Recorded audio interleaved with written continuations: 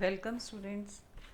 Today in science class 8th we will talk about chapter friction. In this chapter you will learn about friction and its types, advantages and disadvantages of friction and practical application of friction in daily life.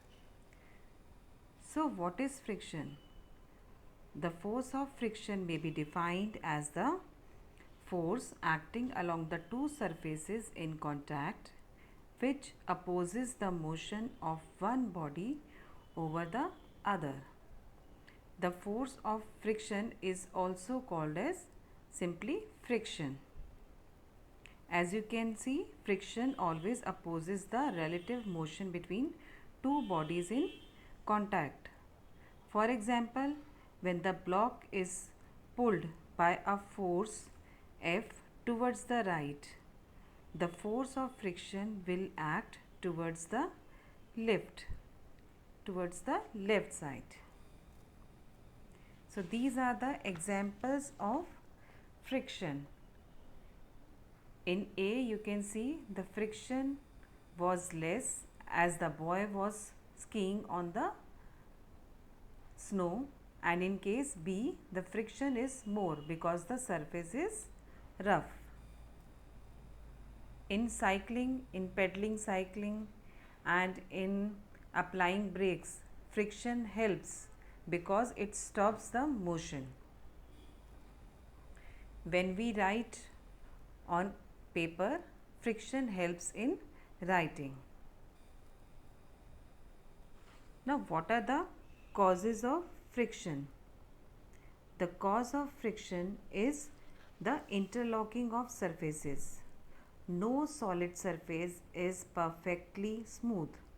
This means that all solid surfaces are rough.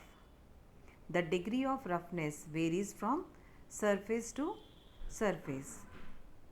Some surfaces may appear to be smooth, but there is roughness at the microscopic level.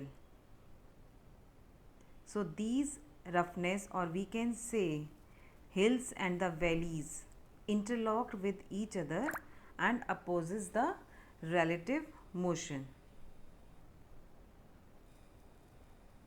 Now the factors which affect the force of friction is the nature of the surfaces, means whether the surface is smooth or rough. Friction depends on the roughness or the smoothness of the surface. And secondly, how hard the surface is pressed together. Suppose an object is very heavy. A heavy object will be pressed against the other surface very hard. So there the friction will be heavy. Now there are three forms of friction: static friction, sliding friction and rolling friction. There is one more friction, that is fluid friction, and we will talk about that in the next video. Now static friction, friction is the self-adjusting force. That means when applied force is gradually increased, the force of friction also increases. Static means when the object is at rest. When there is no motion, then also there is a friction from the ground. Now the sliding friction, the force of friction between two surfaces in contact when one of them just slides over the other.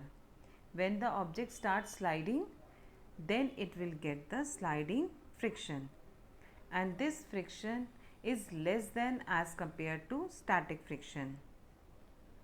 Rolling friction, the force of friction existing between two surfaces in contact when one of them is rolling over the other. For example, a ball is rolling on the floor, then it is getting the resistance which is called as rolling friction. And out of these three, rolling friction is the least. Now rolling friction examples can be, as you can see, bowling game, the ball is rolling over it. Moving of tires on the ground, that is also rolling friction. So you have seen that friction is advantageous as well as disadvantageous. Sometimes we use friction like to walk, to write on the paper, but friction can be wasteful also. In machines, heat is produced, there is wear and tear in the moving parts. So that is also the evil effect of friction, and we will talk about it in the next video. Thank you.